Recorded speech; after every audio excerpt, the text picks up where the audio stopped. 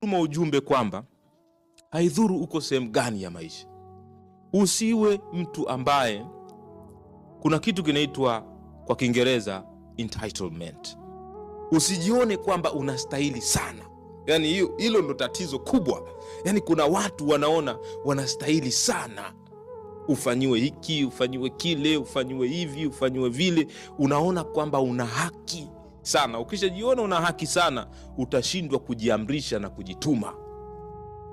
Angalia tu kama dunia ni sehemu ambayo si salama sana, na pia wewe si wa maana sana. Ukiondoka, dunia haitazima eti shughuli zake kwa sababu wewe umeondoka.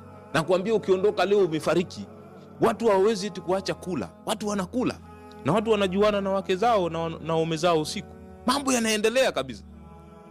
Watu sembuse hata vitani wanazaa watoto. Wewe unadhani wewe ukifariki dunia itasimama? Hakuna kitu kama hicho. Kwa hiyo sisi si wa muhimu sana kusema kwamba chukua maisha kama yalivyo, ili ni fungu nimepewa. Ukiwa unapitia magumu, ni fungu nimepewa. Katika hali hii ninawezaje kuendelea mbele? Kwa hiyo mafunzo muhimu ya maisha ni kukabiliana na hali ile ambayo uko wakati ule.